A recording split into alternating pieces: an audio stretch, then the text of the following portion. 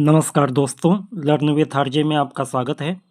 तो दोस्तों, आज मैं आपके लिए लेकर आया हूँ बेसिक ऑफ इंग्लिश ग्रामर। आपका एबिलिटी इन्हेंसमेंट कोर्स है AE3ENG1 इसका कोड है। इसके एमसीक्यूज को और थोड़ी सी थ्योरी को भी लेकर आया हूँ ताकि आपकी तैयारी अच्छी हो सके। इसका एक भाग पहले आ चुका है जिसमें हमने पार्ट ऑफ स्पीच, आर्टिकल और टेंस के बारे में पढ़ा था। अब इस भाग में हम मॉडल्स, जेरेंड, इन्फिनिटी, पार्टिसिपल्स और वॉइस के बारे में पढ़ेंगे। आइए शुरू करते हैं। तो यहाँ पे मॉडल्स होते क्या हैं? तो मॉडल्स वास्तव में ऐसे एक्सिलरी वर्ब हैं जो मेन वर्ब के पहले आते हैं और वाक्य में एबिलिटी यानी क्षमता, परमिशन यानी अनुमति, सहमति, एडवाइस यानी सलाह, ऑब्लिगेशन यानी कि जिम्मेदारी लेना या उत्तरदायित्व, पॉसिबिलिटी यानी कि संभावना, प्रिडिक्शन यानी कि अनुमान और रिक्वेस्ट यानी कि आग्रह, ऑफर आदि की मीनिंग को जोड़ते हैं। ठीक है। मॉडल्स में क्या क्या चीज़ें शामिल होती हैं, कौन कौन से शब्द आते हैं?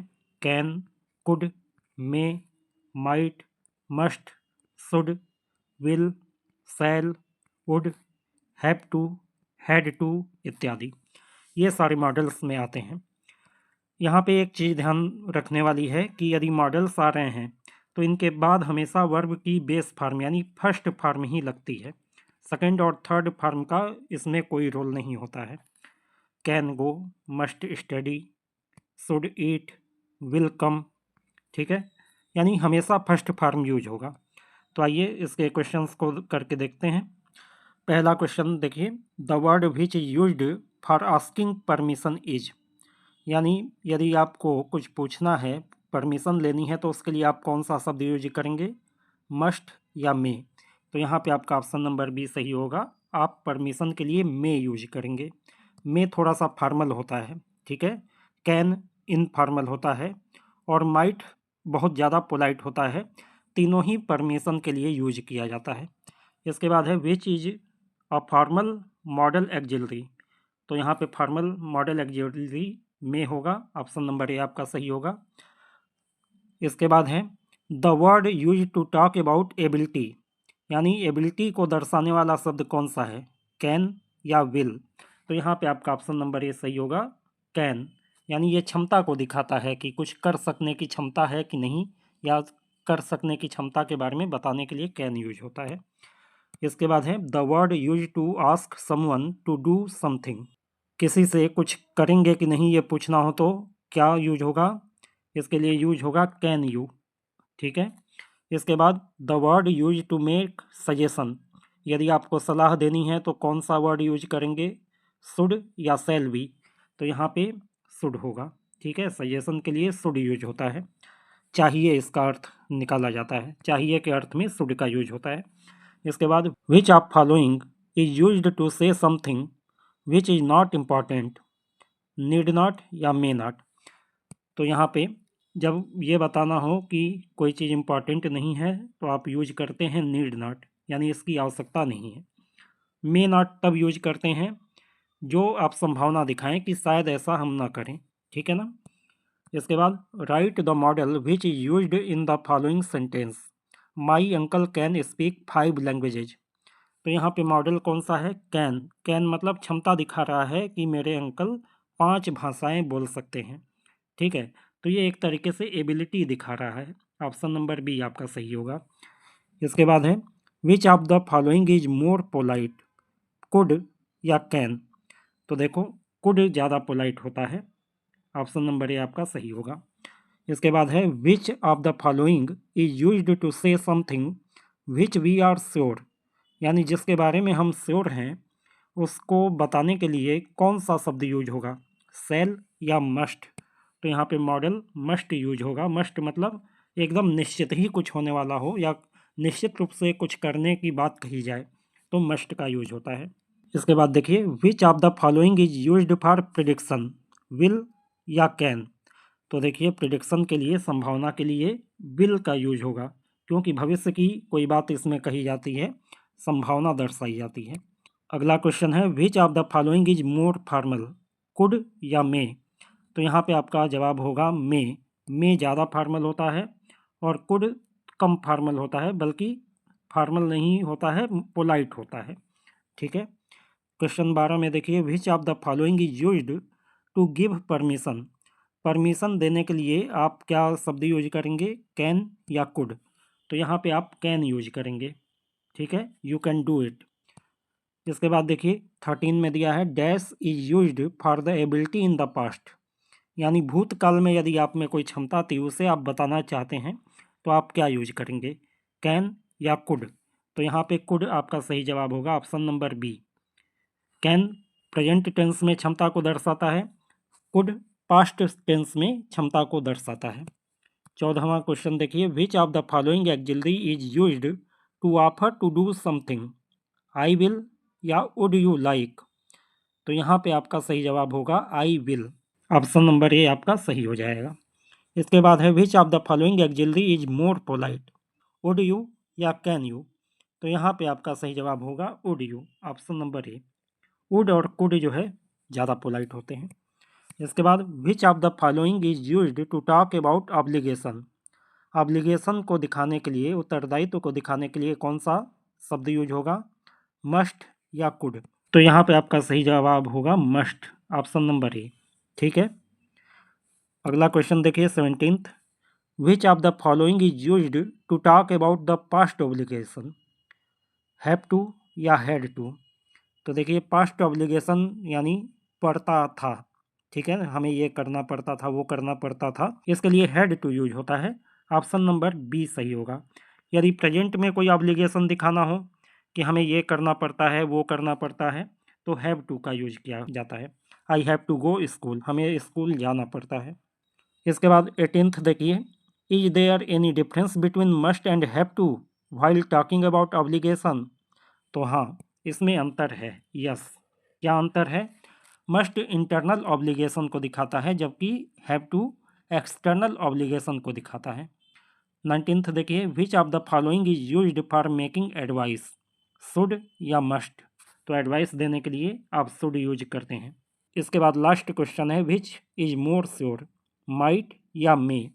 तो यहाँ पे आपका सही जवाब होगा मे। मे मतलब आपकी संभावना काफ़ी ज़्यादा है, माइट मतलब आपकी संभावना कुछ करने की बहुत कम हो, तब माइट का यूज किया जाता है। तो ये थे मॉडल्स। इसके बाद बात आती है जिरंड, इन्फिनिटी और पार्टिसिपल्स की।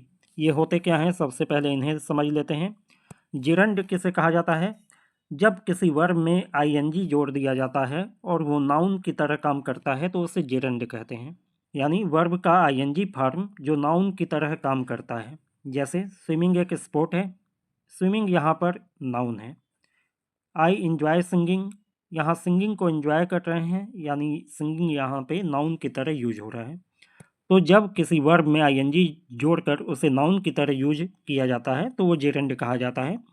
जैसे एंजॉय से एंजॉइंग, लव से लविंग, हेट से hating, avoiding, finishing, postponing, minding, keeping, practising, missing, ये सारे जेरेंड के एग्जाम्पल हैं, ठीक है।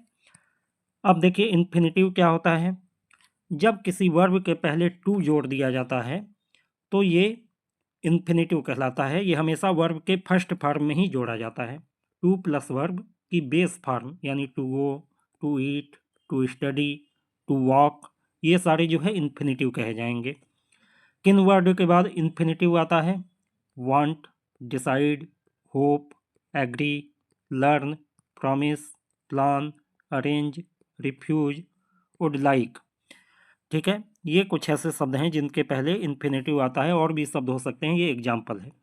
इसके बाद प्रेजेंट पार्टिसिपल की बात की जाए, जब वर्ब में आईएनजी जोड़ा जाए और वो एडजेक्टिव की तरह काम करे या कॉन्टिन्यूअस टेंस में काम करे तो उसे प्रेजेंट पार्टिसिपल कहते हैं। तो पार्टिसिपल क्या है, वर्ब का आईएनजी फॉर्म जो एडजेक्टिव या कॉन्टिन्यूअस टेंस में यूज होता है। एडजेक्टिव की तरह क्या तो वो काम करे, या कॉन्टिन्यूअस टेंस में जो हम आईएनजी फॉर्म यूज करते हैं उसे भी प्रेजेंट पार्टिसिपल कहते हैं। एग्जाम्पल इसका क्या है, we are waiting for the bus. ये कॉन्टिन्यूअस टेंस को दिखा रहा है कि हम बस का इंतजार कर रहे हैं, ठीक है। अब यहाँ पे वेटिंग पैसेंजर्स वेयर एंग्री, यहाँ पे वेटिंग किस सेंस में आया है, एडजेक्टिव के सेंस में आया है। पैसेंजर्स जो है नाउन है, किस तरीके के पैसेंजर्स, वो पैसेंजर जो इंतजार कर रहे हैं। तो यहाँ पे वेटिंग एडजेक्टिव के रूप में आया है। तो यहाँ पे ये प्रेजेंट पार्टिसिपल होगा। तो आइए इसके आधार पे कुछ प्रश्नों को कर लेते हैं। वी आर गोइंग फॉर, यहाँ स्विम का कौन सा वर्जन यूज होगा? स्विमिंग। ऑप्शन नंबर ए आपका सही होगा, we are going for swimming. इसके बाद the gerund is used like verb, noun या प्रीपोजिशन। तो अभी मैंने बताया कि जेरंड जो है नाउन की तरह यूज किया जाता है। ऑप्शन नंबर बी आपका सही होगा। इसके बाद देखिए तीसरा है डू यू मीन डैश और कंप्लेंट। यहाँ पे मेक का कौन सा फॉर्म यूज होगा? तो do you mean making a complaint, ठीक है ना। ऑप्शन नंबर सी आपका सही होगा। इसके बाद है ही फियर्स डैश इन पब्लिक, और ब्रैकेट में आपको दिया हुआ है डांस, यानी यहाँ डांस का कौन सा फॉर्म यूज होगा? डांसिंग, टू डांस या विल डांस। तो यहाँ पे आपका डांसिंग यूज होगा, ठीक है। ऑप्शन नंबर ए आपका सही होगा। इसके बाद देखिए पांचवा question, he pretended dash about astronomy. नो को भरना है यहाँ पे, तो कौन सा फॉर्म भरेंगे? ऑप्शन ए है नो, नोइंग, टू नो। तो यहाँ पे आपका ऑप्शन नंबर सी सही होगा, टू नो। इसके बाद है don't postpone the idea of dash for a movie. यहाँ गो भरना है, गो का कौन सा फॉर्म भरेंगे? Going, to go, will be going. तो यहाँ पे आपका ऑप्शन नंबर ए सही होगा, यहाँ पे गोइंग भरा जाएगा। इसके बाद we are dash for the bus, wait भरना है आपको, तो विल वेट, इज वेटिंग या वेटिंग। तो यहाँ पे आपका ऑप्शन नंबर सी सही होगा, वी आर वेटिंग, ठीक है। ये प्रेजेंट पार्टिसिपल के रूप में यूज हो रहा है, क्योंकि यहाँ पे वेटिंग जो है एक वर्ब है। इसके बाद देखिए I went to the bakers dash to buying some pencil, to buy some cookies, for buying erasers. तो यहाँ पे आपका सही जवाब होगा टू बाई सम कुकीज। भाई बेकर्स के यहाँ क्या मिलता है? बेक किया हुआ सामान, और बेक किया हुआ सामान कौन सा है? कुकीज। तो यहाँ पे इस सेंस से भी आपका ऑप्शन नंबर बी सही हो जा रहा है। इसके बाद है I will dash for a party, for going, go, be going to.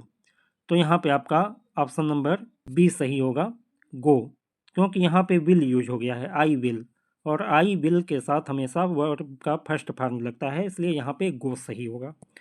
इसके बाद I should better dash for a job, applying, to apply या अप्लाई। तो यहाँ एडवाइस दी जा रही है, और एडवाइस के बाद भी इन्फिनेटिव आता है, यानी इन्फिनेटिव के रूप में टू अप्लाई यूज होगा, ठीक है। ऑप्शन नंबर बी आपका सही होगा, I should better to apply for a job. अब आ जाते हैं वॉइस के ऊपर। वॉइस क्या होता है? वाक्य में काम करने वाले यानी जो डूअर है उसके ऊपर जब जोर देना हो या काम के एक्शन पे जोर देना हो तो वॉइस का यूज किया जाता है। वॉइस दो प्रकार के होते हैं, एक्टिव वॉइस और पैसिव वॉइस। जब सब्जेक्ट काम खुद करता है तो वो होता है एक्टिव वॉइस। इसका फॉर्म होता है subject plus verb plus object, और बीच में यदि एक्जुअली वर्ब है तो वर्ब के पहले आएगा। जैसे एग्जांपल है Rahul passed the message, Rahul ने मैसेज को पास कर दिया यानी आगे बढ़ा दिया।